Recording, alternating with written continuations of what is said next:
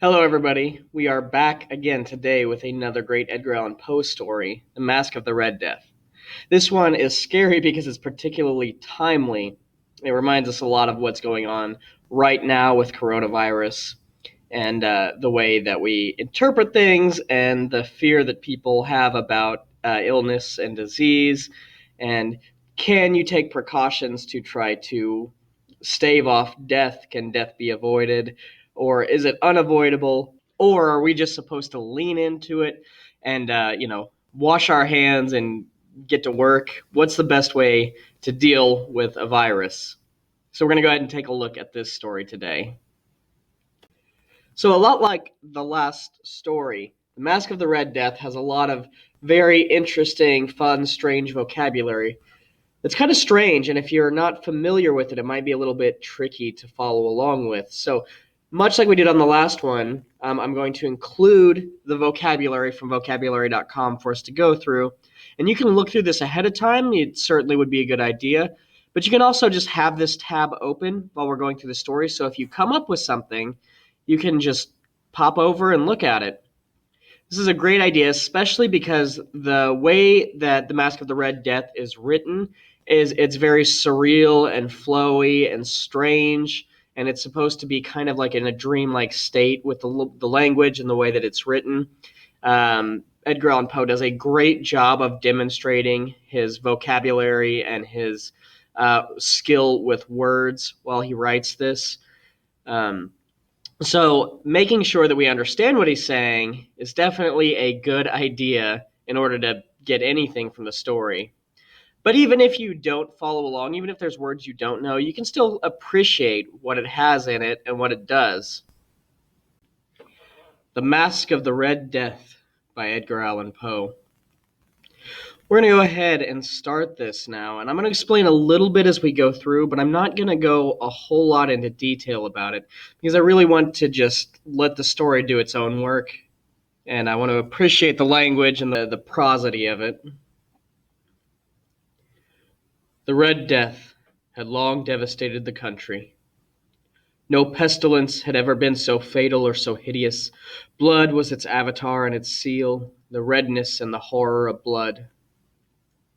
There were sharp pains and sudden dizziness, and then profuse bleeding at the pores, with dissolution.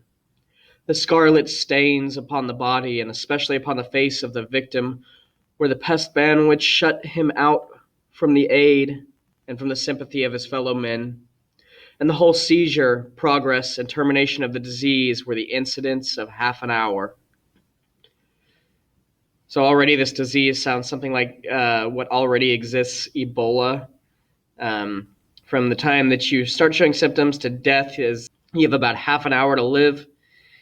Very, very rapidly acting. And this was something that people at the time definitely understood in between things like pertussis or scarlet fever, smallpox, the Black Death, disease, especially in urban areas, is not something that they were unfamiliar with.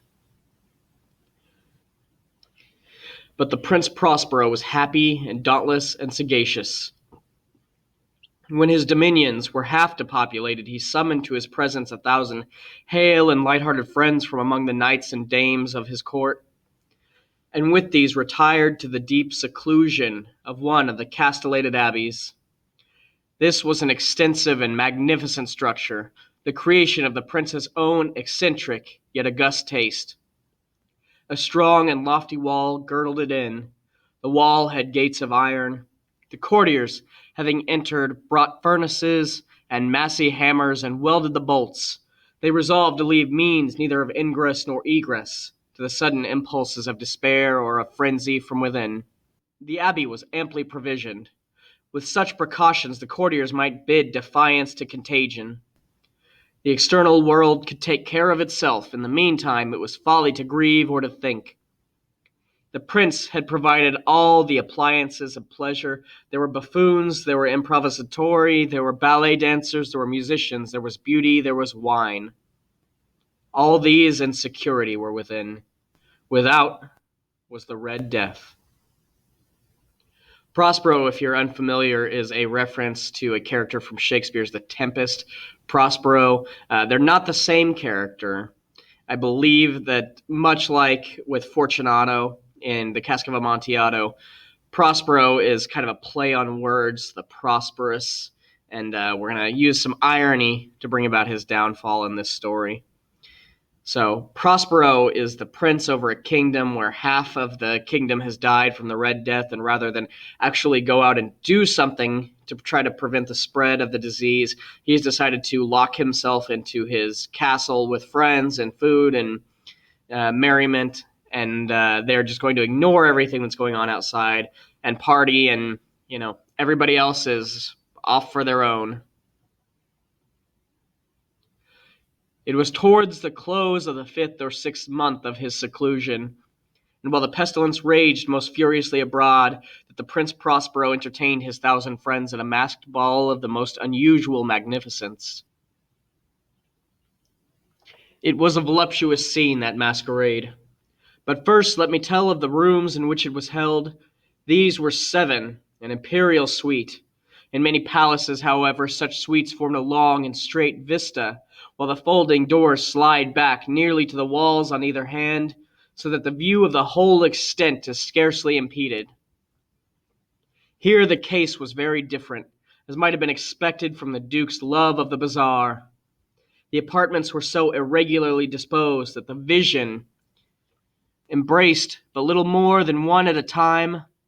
There was a sharp turn at every 20 or 30 yards, and at each turn a novel effect. To the right and left, in the middle of each wall, a tall and narrow Gothic window looked out upon a closed corridor, which pursued the windings of the suite. These windows were of stained glass, whose color varied in accordance with the prevailing hue of the decorations of the chamber into which it opened. There at the eastern extremity was hung, for example, in blue, and vividly blue were its windows. The second chamber was purple in its ornaments and tapestries, and here the panes were purple.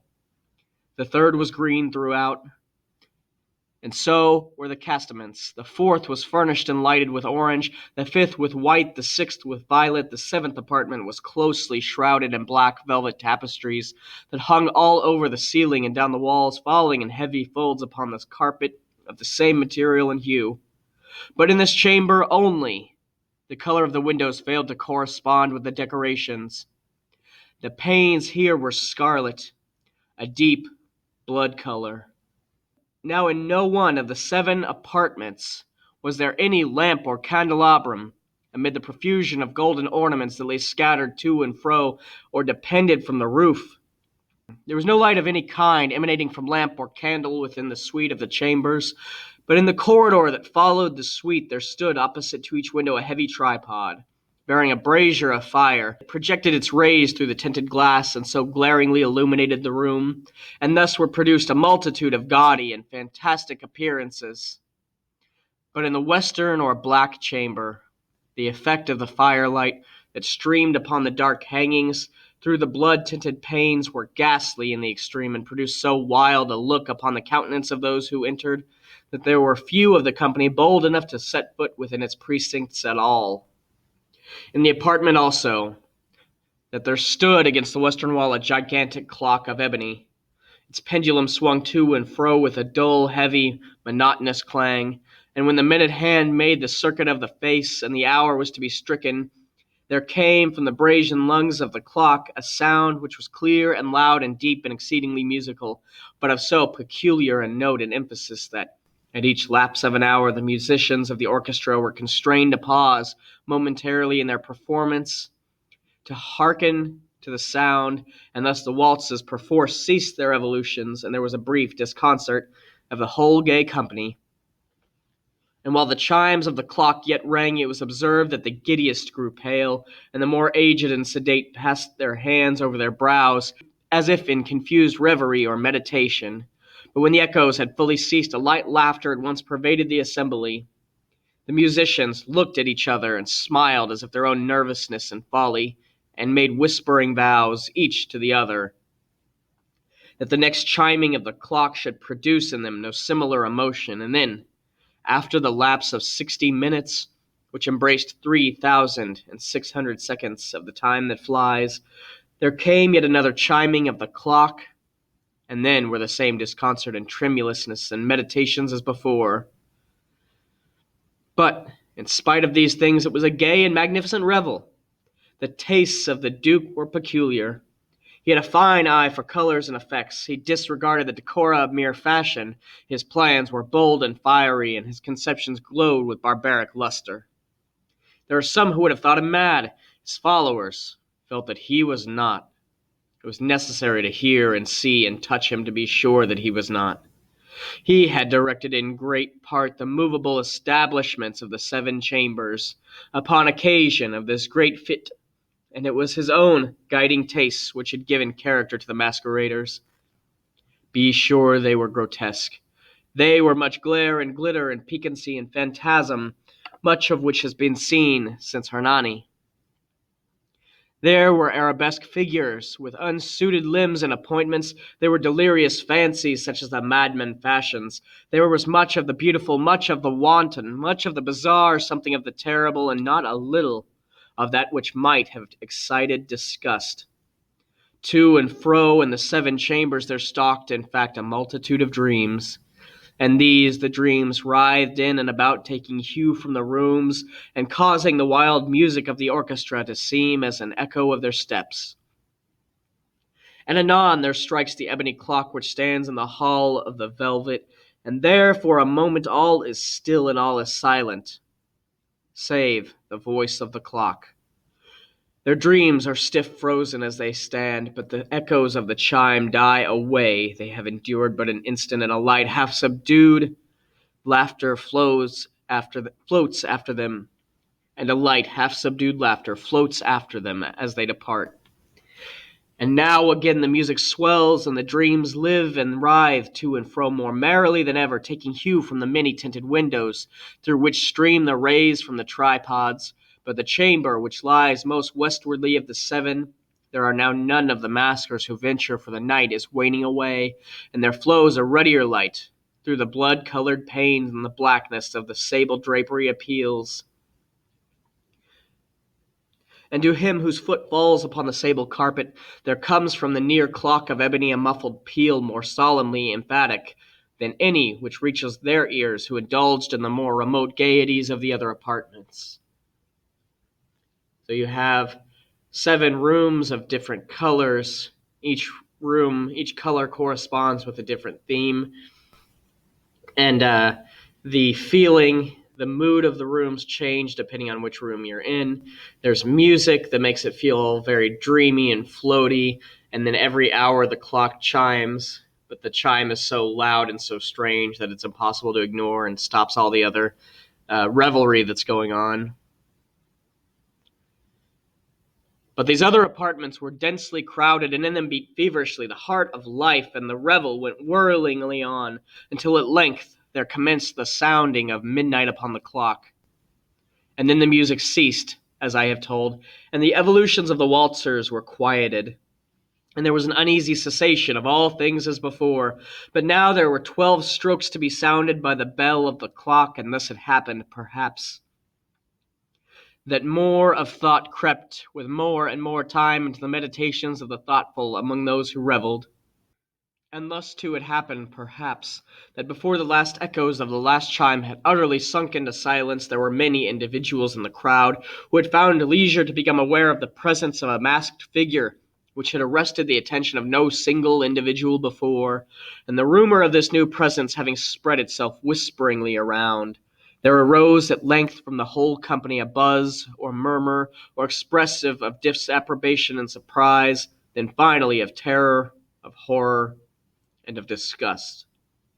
In an assembly of phantasms such as I have painted, it may well be supposed that no ordinary appearance could have excited such sensation. In truth, the masquerade license of the night was nearly unlimited, but the figure in question had out-Heroded Herod, had gone beyond the bounds of even the prince's indefinite decorum. There are chords in the hearts of the most reckless which cannot be touched without emotion, even with the utterly lost to whom life and death are equally jests. There are matters of which no jest can be made. The whole company, indeed, seemed now deeply to feel that in the costume and bearing of the stranger neither wit nor propriety existed. The figure was tall and gaunt, and shrouded from head to foot in the habiliments of the grave. The mask which concealed the visage was so nearly to resemble the countenance of a stiffened corpse that the closest scrutiny must have had difficulty in detecting the cheat. And yet all of this might have been endured if not approved by the mad revelers around, but the murmur had gone so far as to assume the type of the Red Death. His vesture was dabbled in blood, and his broad brow, with all the features of his face, was besprinkled with the scarlet horror. So you throw a party for your friends, and people are dressing up, much like Halloween, in scary costumes, or in fun costumes, or in strange costumes. There's still lines that you shouldn't cross that kind of go beyond the bounds of decency. And in the middle of a pandemic where half of the people have died from this disease, dressing up as a disease victim is kind of in bad taste. So everybody's noticing this stranger that's coming through dressed as a victim of the disease. When the eyes of Prince Prospero fell upon this spectral image, which, with slow and solemn movement, as if more fully to sustain its role, stalked to and fro among the waltzers, he was seen to be convulsed in the first moment with a strong shudder either of terror or of distaste, but in the next his brow reddened with rage. "Who dares?" he demanded hoarsely of the courtiers who stood near him. "Who dares to insult us with his blasphemous mockery? Seize him and unmask him, that we may know whom we have to hang at sunrise from the battlements." It was an eastern or blue chamber in which stood the Prince Prospero as he uttered the words. They rang throughout the 7 rooms loudly and clearly, for the prince was a bold and robust man, and the music had become hushed at the waving of his hand. It was in the blue room where stood the prince, with a group of pale courtiers by his side. At first he spoke. There was a slight rushing movement of this group in the direction of the intruder, who at the moment was also near at hand, and now, with deliberate and stately step, made closer approach to the speaker. But from a certain nameless awe, with the mad assumptions of the mummer, had inspired the whole party, there were found none who put forth his hand to seize him, so that unimpeded he passed within a yard of the prince's person, and while the vast assembly, as if with one impulse, shrank from the centers of the rooms to the walls, he made his way uninterruptedly, but with the same solemn and measured step which had distinguished him from the first, through the blue chamber to the purple, through the purple to the green, through the green to the orange, this again to the white, and even thence to the violet, ere a decided movement had been made to arrest him. It was then, however, that the Prince Prospero, maddening with rage and the shame of his own momentary cowardice, rushed hurriedly through the 6 chambers, while none followed him on account of a deadly terror that had seized upon all. He bore aloft a drawn dagger, and had approached in rapid impetuosity to within 3 or 4 feet of the retreating figure, when the latter, having obtained the extremity of the velvet apartment, turned suddenly and confronted his pursuer. There was a sharp cry, and the dagger dropped gleaming upon the sable carpet, upon which, instantly afterwards, fell prostrate in death the Prince Prospero. Then, summoning the wild courage of despair, the throng of revelers at once threw themselves into the black apartment, and seizing the mummer, whose tall figure stood erect and motionless within the shadow of the ebony clock, gasped in unutterable horror at finding the grave cerements and corpse-like mask, which they handled with so violent a rudeness, untenanted by any tangible form. So the prince died while trying to confront this masked intruder. Everyone runs and tries to tear him apart and find out who's hiding underneath the mask and cloak, and there's no one there. And now was acknowledged the presence of the Red Death. He had come like a thief in the night, and one by one dropped the revelers in their blood-bedewed halls of their revel, and died each in the despairing posture of his fall. And the life of the ebony clock went out with that of the last of the gay, and the flames of the tripod expired, and the darkness and decay and the Red Death held illimitable dominion over all. What a great story. Death has come, and no matter how much you try to lock yourself up or protect yourself. Death will find you in the end anyway. We finished reading the story, and what a great story it is. Now that we've done that, let's take the knowledge that we've gained and apply it. In Google Classroom, there will be a link to this worksheet that I want you to fill out. So in the Masque of the Red Death, each of the rooms features a different color. And colors have long been a metaphor for different aspects of human emotion and experience. Inside Out, the movie did a great job of showing this, but you have feeling depressed is said to be feeling blue. Shakespeare refers to jealousy as the green-eyed monster or being green with envy. So if you were in charge of decorating the rooms, what would you want the colors to reflect, and how would you appoint the rooms? Would you make them all death and despair, like a Halloween theme, or would you try to make them a broader connection to human emotion? Would you make them each connect to, say, a different holiday, like Nightmare Before Christmas? What would you do with it? How would you decorate them? So that's what I want you to do here, is compare each room to a color and explain what you would do to demonstrate that. But additionally, down here with a few sentences, I want you to explain what you believe the message of the story to be. Is it about the inevitability of death? Is it about how we need to not ignore human suffering? Whatever it is, I want you to explain that. And I think by doing this, we kind of gain really good insights about ourselves and how we're dealing with the pandemic that is going on right now. All right, we'll leave you to it, and we'll see you next time.